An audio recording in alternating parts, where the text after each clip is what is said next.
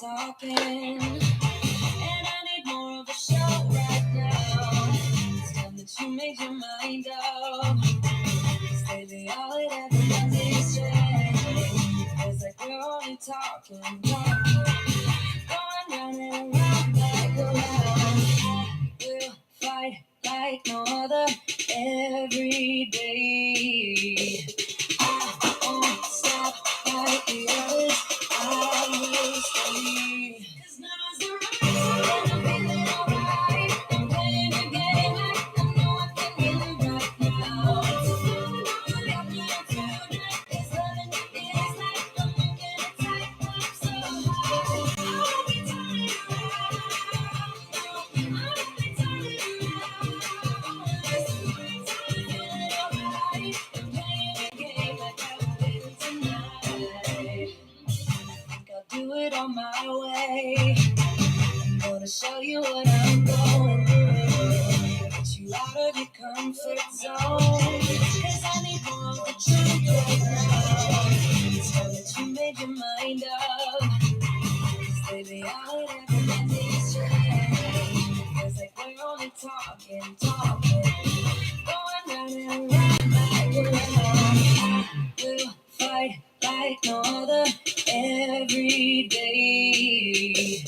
I won't stop like the others. I will stay. 'Cause now's the right time. I'm feeling alright. I'm playing the game like I know I can win right now. It's a feeling all happening tonight. It's loving it is like I'm making a tight up so high. I won't be turning around. I won't be turning around. It's the right time. I'm feeling alright. I'm playing the game like I win tonight. Don't forget it.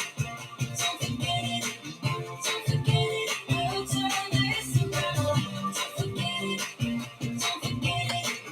Don't forget it. We'll turn this around. You know that I'ma keep it cool. With you, I feel like breaking rules. On the edge, looking out with no parachute. You know I'm dreaming about us too. Playing around without a clue. On the edge, dreaming out. With us, it's all or nothing. Oh, but guess I need more of you. Oh, with us, it's all or nothing. But guess I need more of you. You say you're doing right, but in the morning you're just sleep. With us, it's all or nothing. Oh, but guess I need more of you. Oh, with us, it's all or nothing. But guess I need more of you. You say you're doing right, but in the morning you're just sleep.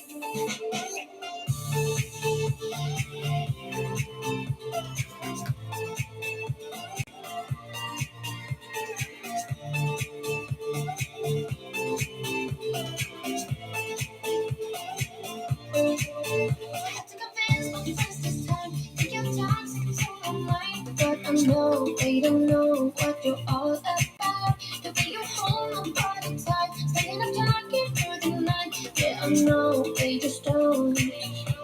With us, it's all or nothing. Oh, but guess I need more of you. Oh, with us, it's all or nothing. But guess I need more of you. You say you're doing right, but in the morning you just leave. I need more of you.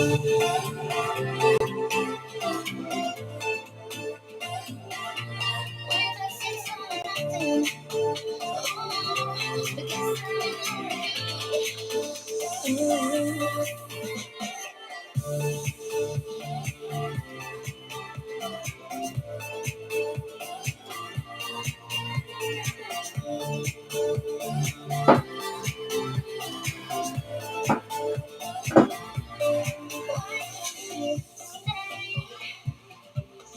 Why don't we talk about this?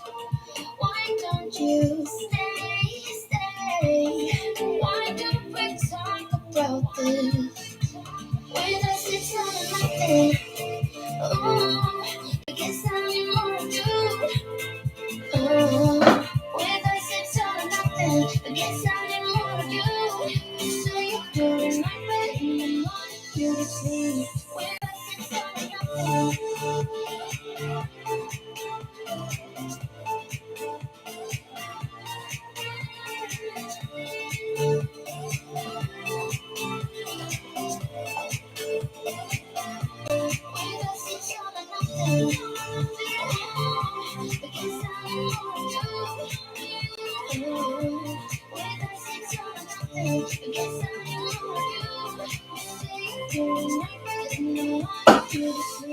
With us, it's all nothing. Gotta try this a new way. All right. So, welcome to this episode of the Affluent Entrepreneur Show. I wanted to do a special live episode. You know, often I get questions that come in. I've got a voice line, askmelnow.com, where you can leave a question there. You can email me, DM me.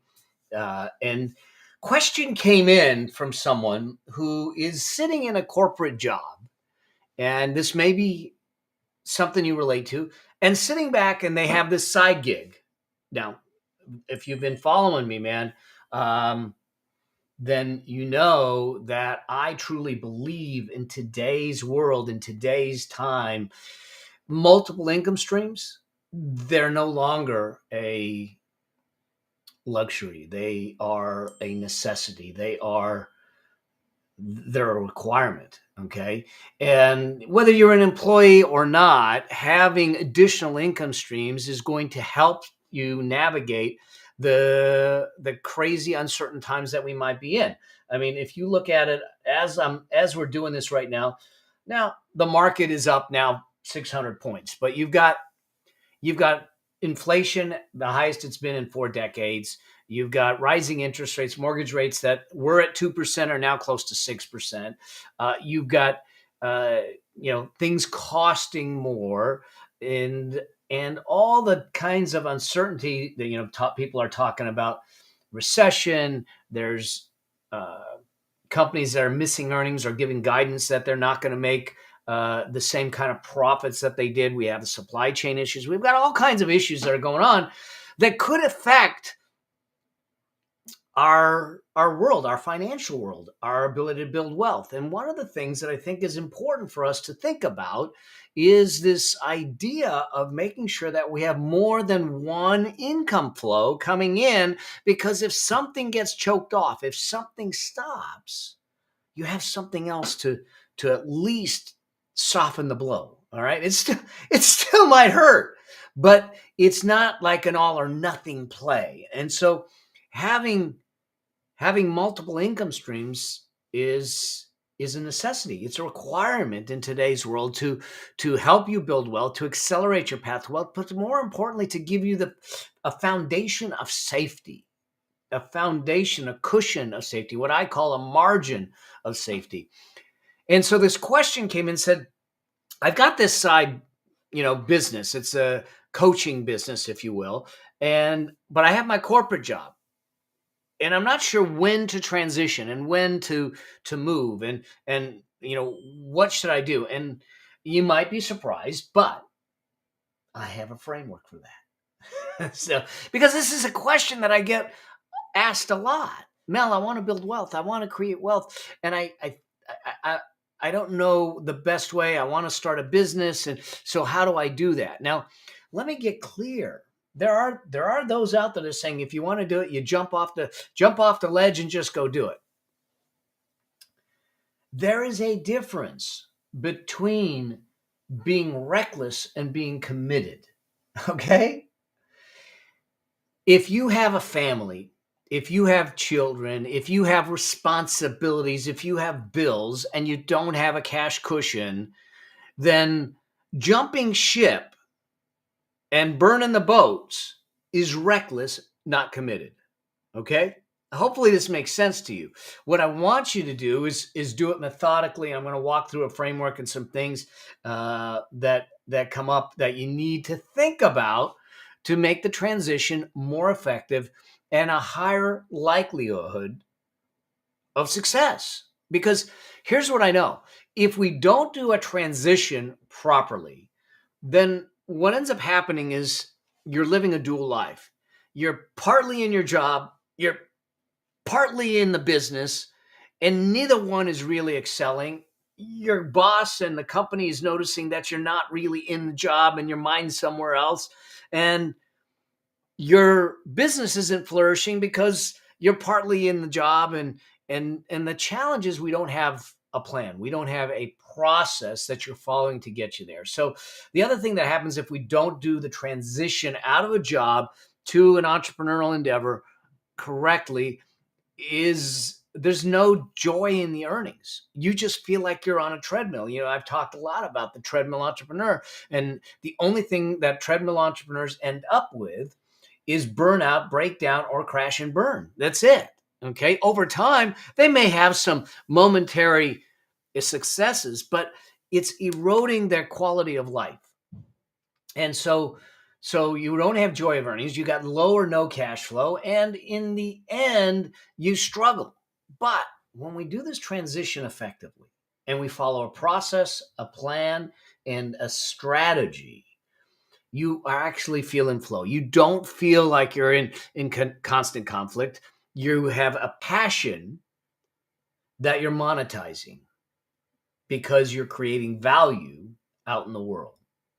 And ultimately, on the path to freedom and cash flow. That's the game. That's the game. That's what we're looking at. And so this question came in and said, well, what do I need to do? Well, the first thing is to make sure that you're committed and not reckless. So understanding your circumstances. And I'm going to go to my iPad. We're going to walk through a framework here. The second thing you need to do is plan and test.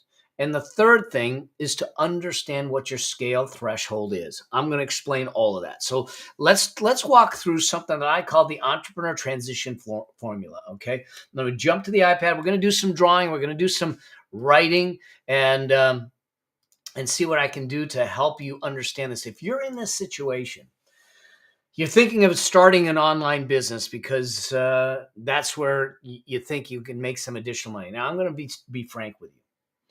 An online business is probably one of the highest margin businesses you can create. It's got one of the lowest barriers of entry that you can have. That also means that there's a fair amount of competition. But that doesn't mean that you can't do it. I think it's a wonderful place to start, to whether it's creating digital products, whether it's doing coaching like this person that reached out to me asked, whether it's speaking, whether it's training, workshops, it doesn't matter. But when we go into the online space, we can expand or reach beyond what we had before. We can reach people that are beyond location, geography, and everything. We can put our stuff out there in a cost-efficient, cost-effective way. Margins in an online business, when done correctly, when understanding how to do it the way we teach it, is that you're going to have margins. You should have margins at a minimum of 40%, meaning that for every $100 you generate, you should be able to put $40 in your pocket. Now, you're not going to put it all in your pocket. I have a process of what you do with the cash to build wealth and create a wealth machine. And you can have it as high as 80%. Our margins are north of 70%. But it's because of the way we operate, the way we run it. And so when someone says, I want to scale my income, and the Affluence Blueprint, one of the pillars in the Affluence Blueprint is the Generate pillar. And the Generate pillar is all about optimizing profits and scaling income, scaling cash flow. Optimizing profits, this is about getting high margin types of things in place. Online business is one of them. So that's where we look at this. Now, how do we do this? And how do we transition to build something while we're in a corporate job, or we're trying to transition from one entrepreneurial endeavor to another entrepreneurial endeavor? They're the same. We need to understand this. So let me walk you through the framework. It's called the Entrepreneur Transition Formula. And so here's how this will play out, okay? In order to do this, when you have an effective transition, you're going to have three things. You're going to have clarity. And I mean, clarity of where you're going, how you're going to get there, and a plan. You're going to be living your calling. Okay, you're going to be doing something that you're yearning to do in a big way. Okay, and you're going to have some comfort. Those are the three critical outcomes. When you have an effective transition, you've got clarity, you're living your calling, and you have comfort. Now, in order, you say, great, that sounds great. I'd love to have clarity. I'd love to know that I'm living my calling, what I was meant to do here on earth. And I'd love to be comfortable in the sense. Now, comfortable in the sense that confident. I know where I'm going. I know what I'm doing. This is going to be successful, and we're going to make it happen. There are three pillars to make this happen. All right. Three pillars to make this happen. And so the first pillar is what we call the preparation pillar. The preparation pillar is how you go from sketchy, okay, an idea, if you will, okay, you go from sketchy to confident. Okay, sketchy to confident. This is really where you sit back and go, I think it'll work, to this is I know this is going to work. Because so often, especially if you have an entrepreneurial mindset, if you have an entrepreneurial way about you, you see ideas, you come up with ideas, you might even start them, but a lot of times you've got a lot of unfinished ideas. Some of you might know what I mean. All right, I've got a fair number of unfinished ideas. Okay, but the idea isn't enough. We have to get the execution and all of that behind it. So that's why we want to go from sketchy to confident. Okay, but our preparation is the process of thinking through it. And there's three things to that preparation that I'll walk you through in a moment. But let's get to the other pillars, because preparation, this is about our thinking. Okay, this is about us thinking about it differently. I'm just going to change the color there. This is about us thinking about it differently. All right. The second pillar, though, once we have the preparation done, now we have to look and do some evaluation. Okay. Now, I'm an accountant, so I wouldn't be what you call a extreme risk taker. Okay. So the purpose behind the evaluation is to go from feeling naive, from not necessarily knowing exactly what to do, to feeling empowered. So we're going from naive to empowered.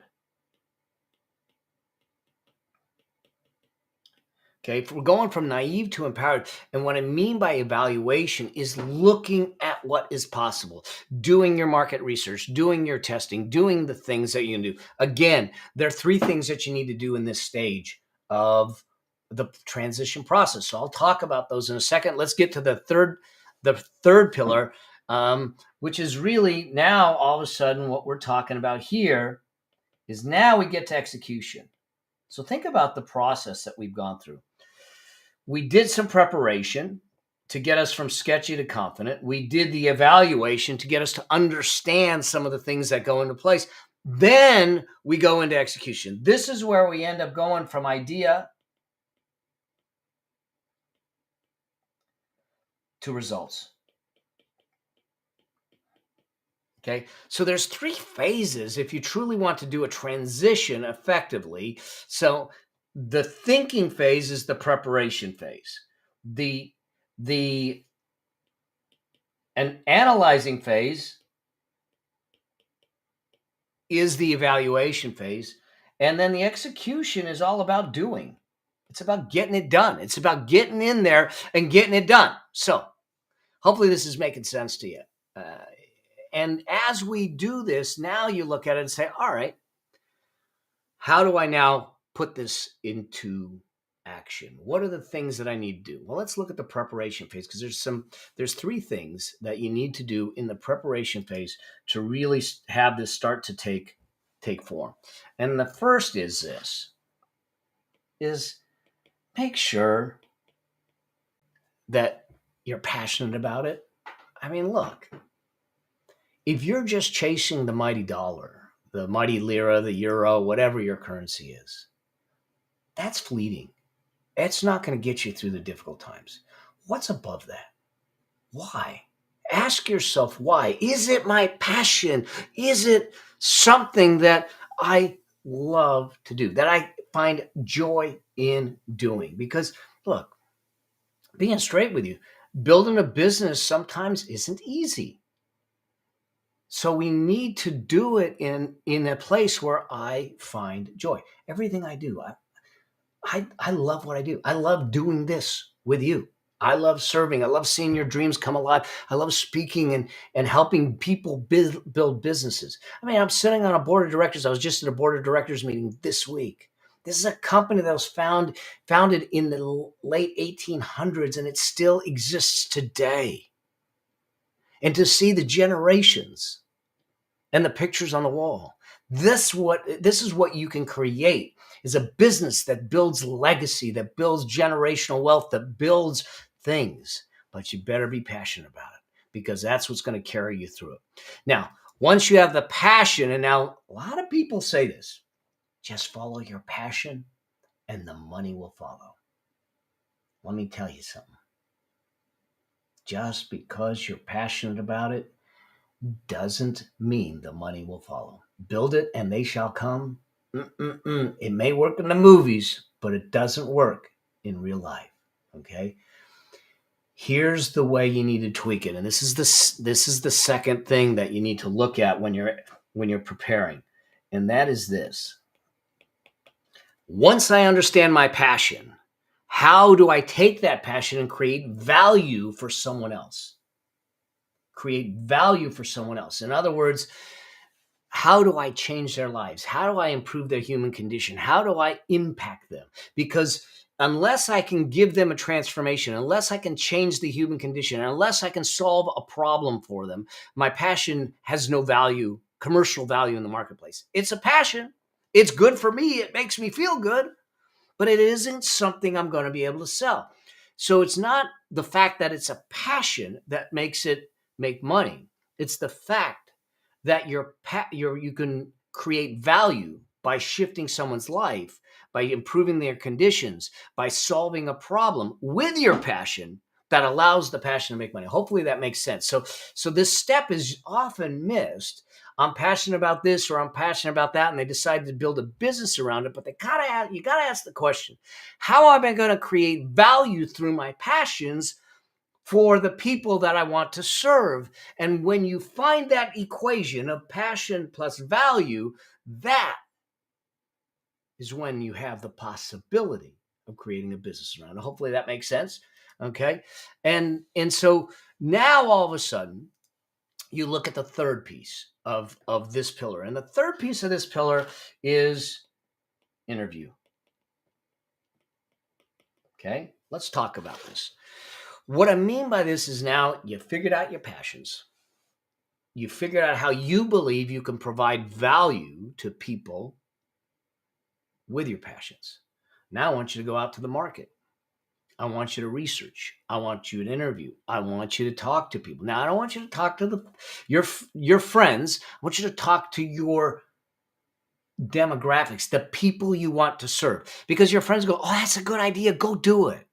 But if they're not the ones that are going to stroke a check, swipe a credit card, and give you cash for it, they're not the ones you want to talk to. Because what I want to do is have a conversation with those people that are going to vote with their credit cards, with their checking accounts, with their money.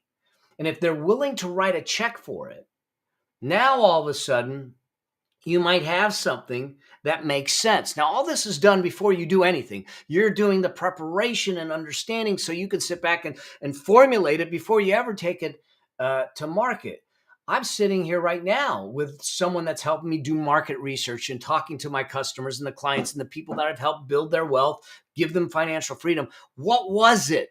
So we can extract that gold to bring it back to market in a bigger way. And so if you look at your preparation phase is about defining your passions, figuring out how you can create value in people's lives by solving problems and giving solutions, improving the human condition, and then interviewing or researching to your demographics to make sure that it is something they're willing to pay for. You might have the greatest solution in the land, but if they're not willing to pay for the solution, then it doesn't make sense. And I'd rather do that and know that before I get into it or decide to quit my job and then get caught behind the eight ball. Now, let's go to evaluation. So the first piece of evaluation then is this, okay, is I want to plan.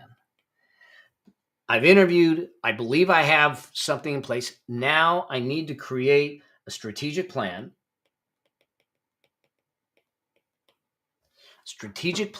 of how I'm going to develop it, how I'm going to take it to market, what I'm going to do to launch it, who I'm going to go to first, the marketing, all of that stuff. So we create a plan of attack, a plan of launch.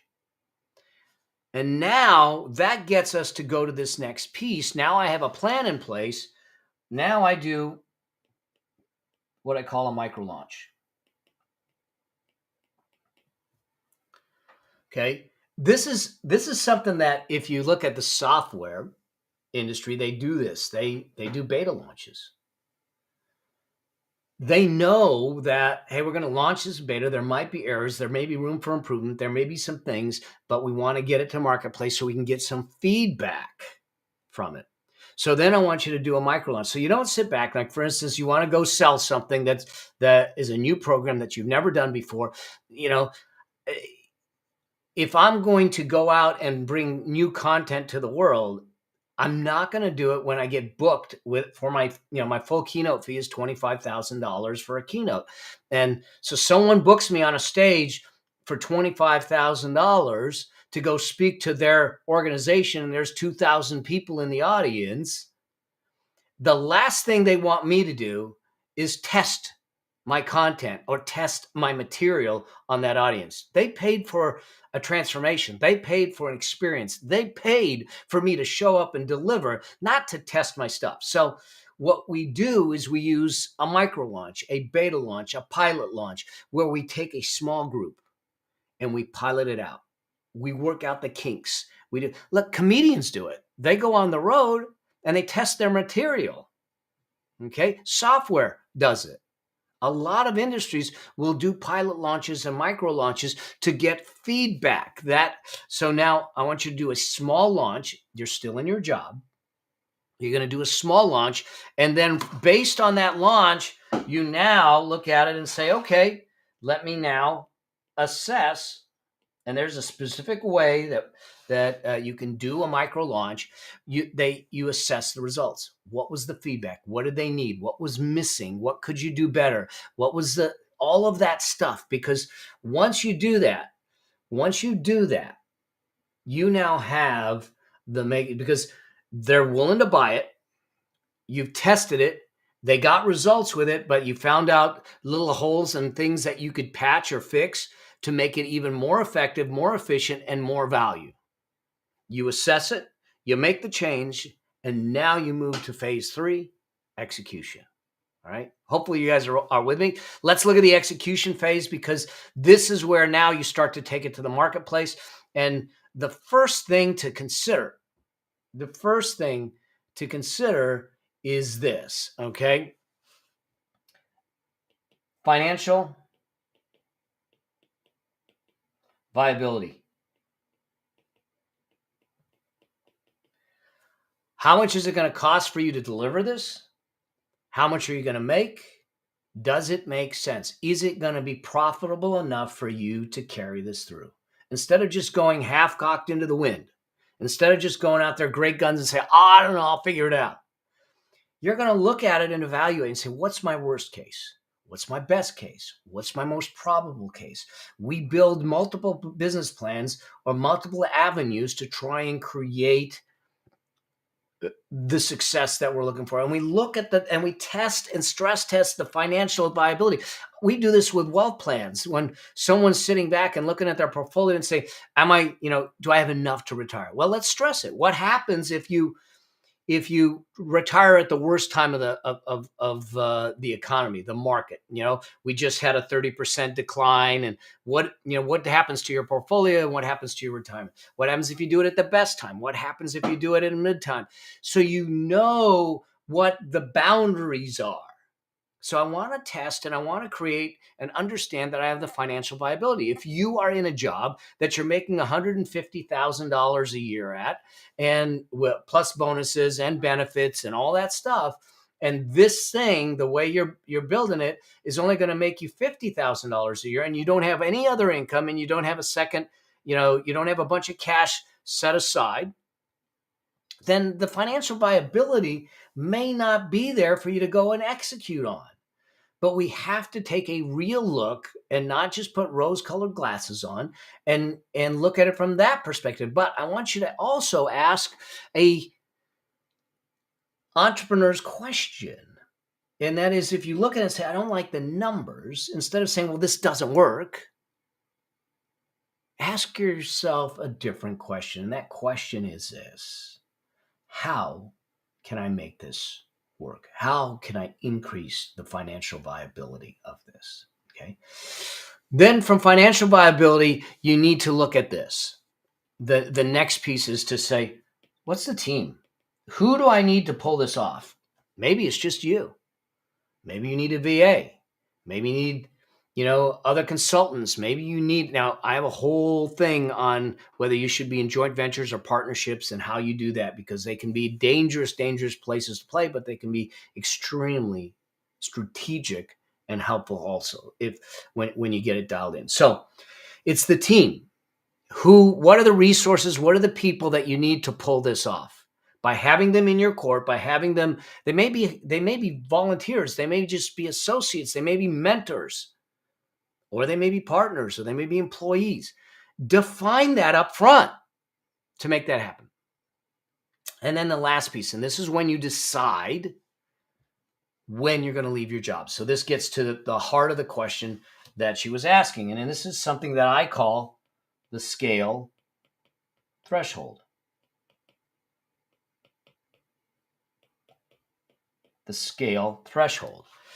When we talk about the scale threshold, literally what I'm talking about is, at what point can I get this thing to an income level, a profit level, where I know that I can scale it and replace my income?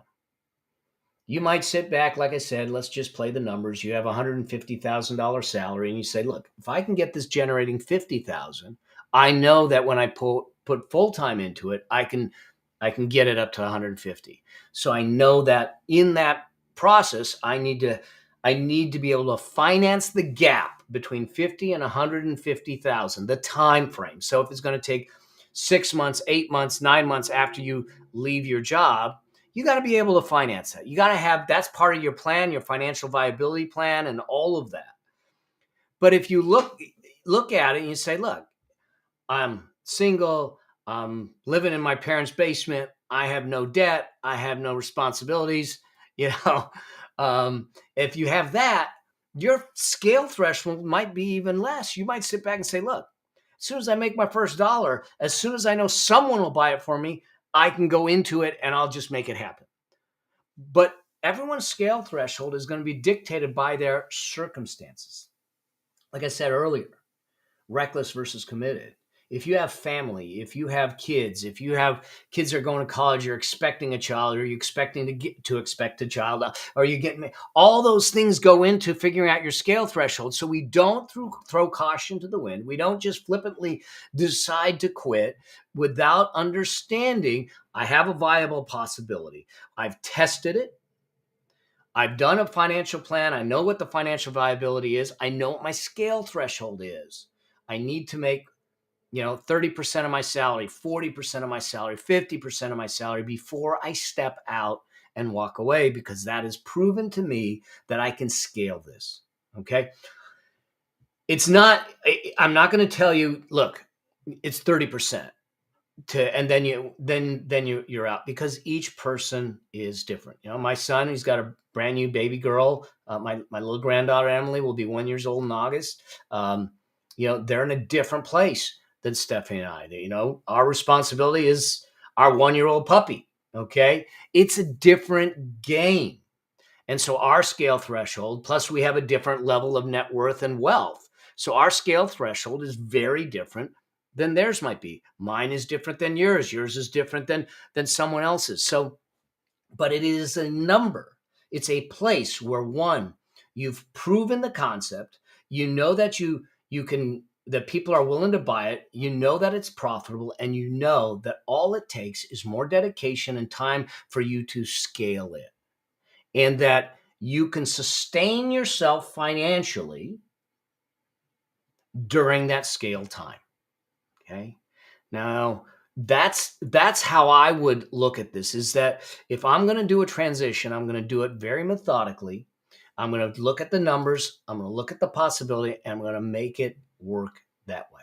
I don't flippantly just quit. I don't just say I'm out and I'm going to do this unless I have a bunch of cash and do that. Now, there is something else.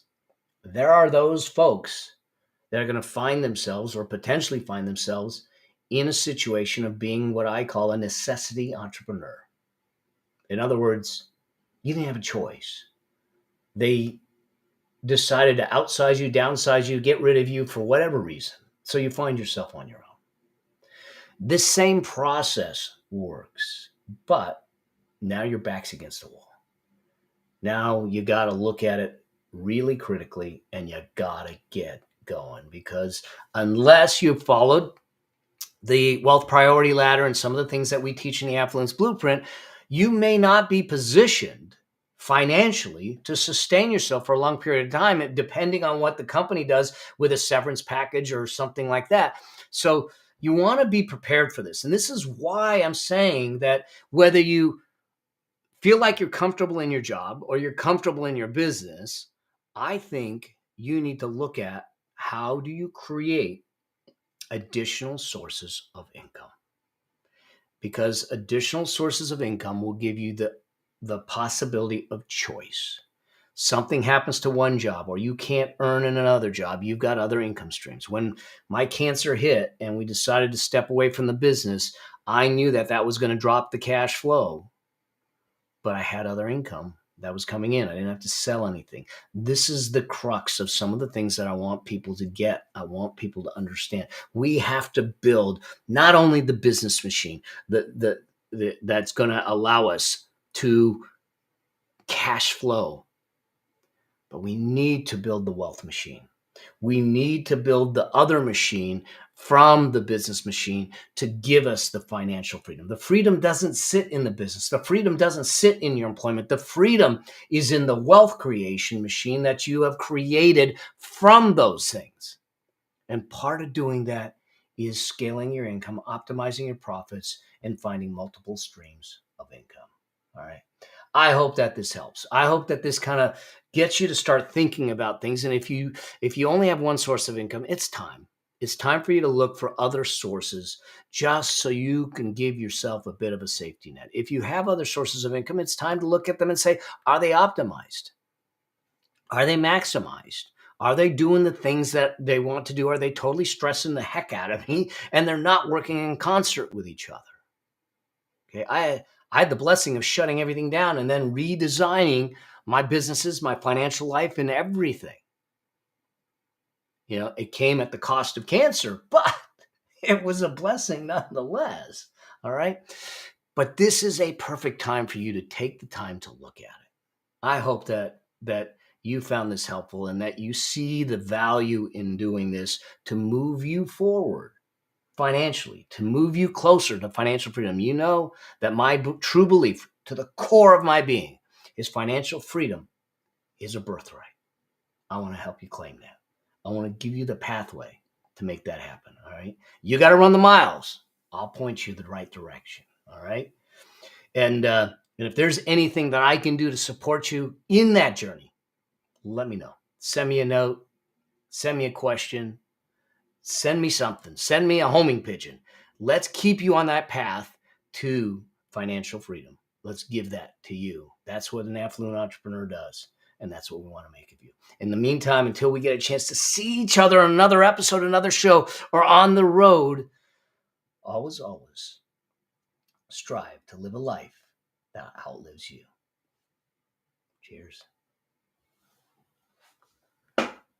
All right, I'm going to stay on just a little bit longer, see if anyone's got any questions, anything that comes up. Listen, I do have something else that I'm going to let you know about. If you're trying to figure out this online space, if you're trying to figure it out, I've got a dear friend, James Wedmore, who is doing a 3-part training live experience starting next Thursday, June 2nd. Okay. If you go to, let's see, I think I have it here. Go to melabraham.com/digital CEO. It's virtual live training. He's going to dig in on how do you build that online business that's profitable, that's efficient, that's effective. I'm going to be there. I'm going to be there live. But if you want to understand that, go there and get in the game. There's no charge. It's free. And he delivers. All right. So with that, I will close it out and see if there's any questions. And always here to help you and serve you. All right. Beautiful. I'm not seeing questions coming in. I see Facebook user. Hello, Mel. It's so good to see you. Fidochi Dojo is in the house. Oh, man. Martial arts. I've been in the martial arts. That's what these are. My certificates from Japan. Hand painted by my sensei in Japan. So, all right, y'all. You have an incredible day. For those of you in the U.S., have incredible Memorial Day. All right. Let's remember the things, the freedoms we have, the blessings we have in this life. Let's bring our society together because they need us to show up. All right. Cheers. See you soon.